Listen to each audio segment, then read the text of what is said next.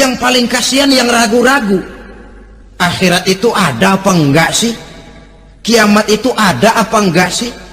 Lantaran ragu-ragu, terombang-ambing dia antara harapan dan putus asa, antara kenyataan dan idealisme. Ada yang buta sama sekali 100% terhadap keadaan-keadaan sesudah mati.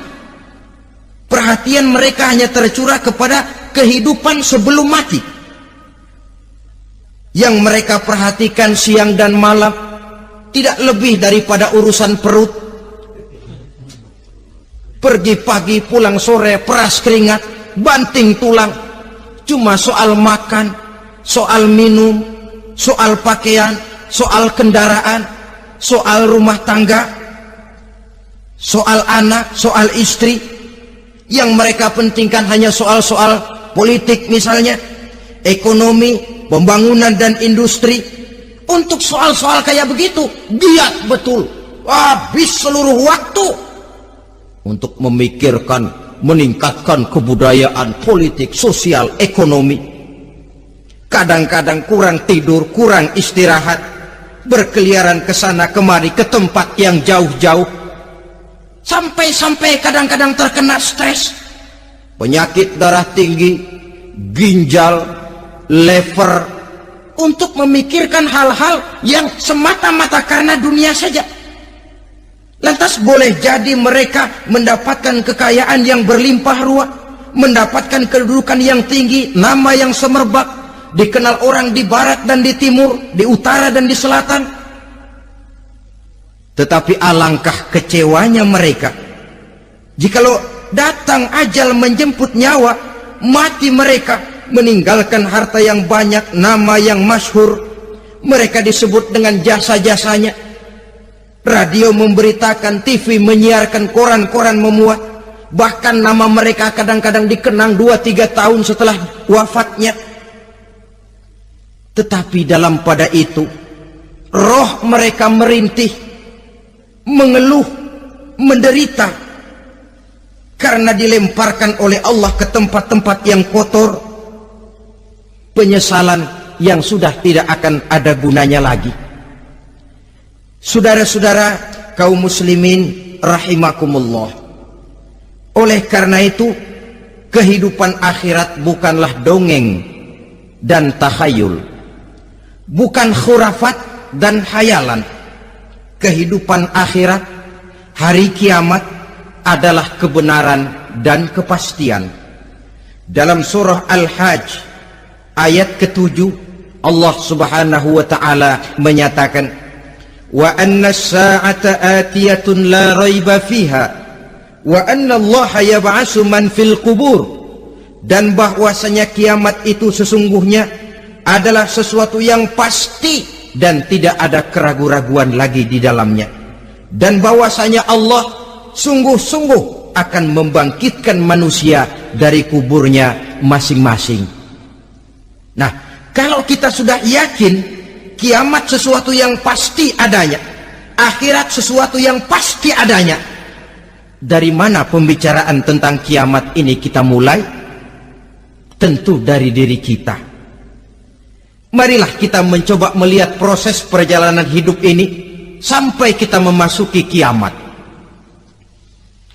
Hadirin, tidak ada makhluk secantik manusia. Tidak percaya, pernah keragunan? Nah, saudara masuk ke kebun binatang, segala macam makhluk ada di situ. Ratusan macam jenis binatang. Bandingkan dengan saudara, kira-kira cakep mana?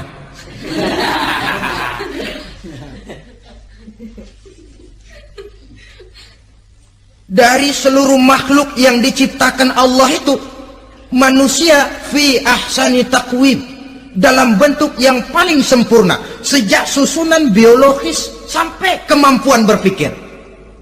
Biologis kita, ya Allah, diciptakan kita begini rupa, diberikan 2 kaki untuk berjalan, 2 tangan untuk bekerja, diberikan 2 mata, dua-duanya di depan, Pernah saudara mikir kalau mata kita yang satu di depan, yang satu di belakang? Rasanya nggak laku kacamata itu.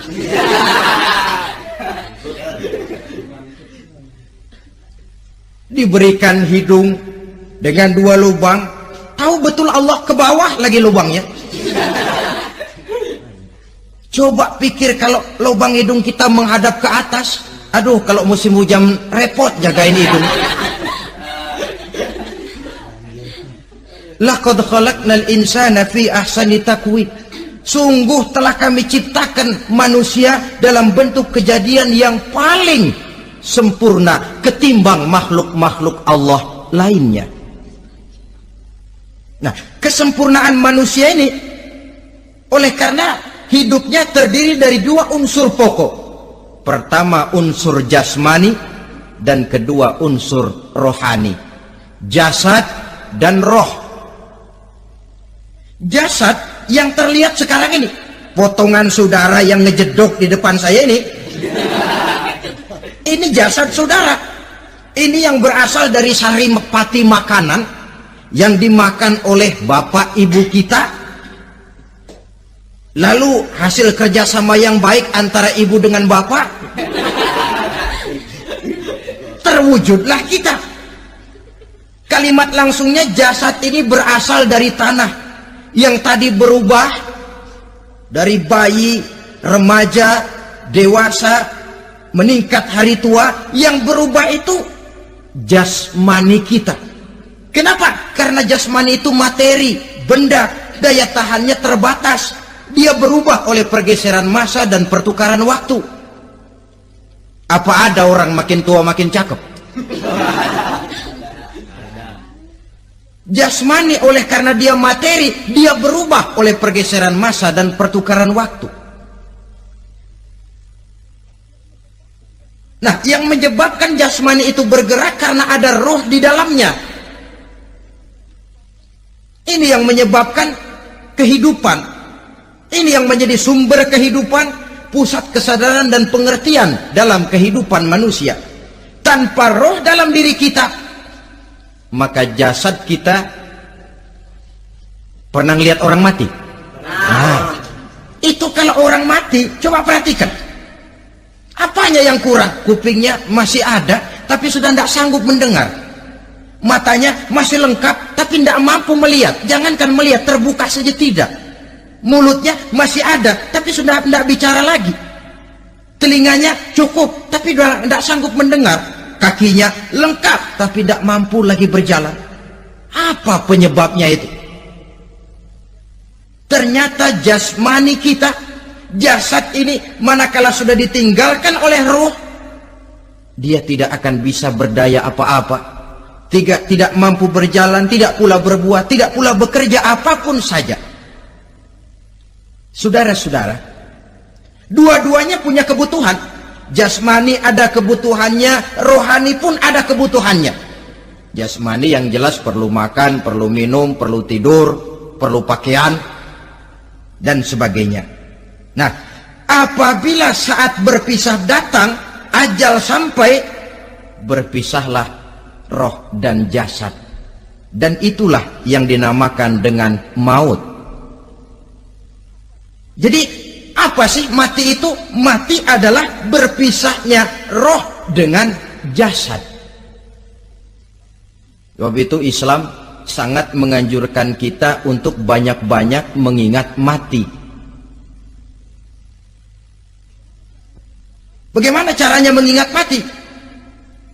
Pertama, mati itu kan pasti. Kira-kira yang hadir di sini ada yang nggak mati nggak kira-kira? Semuanya bakal mati kan? Berani? Berani.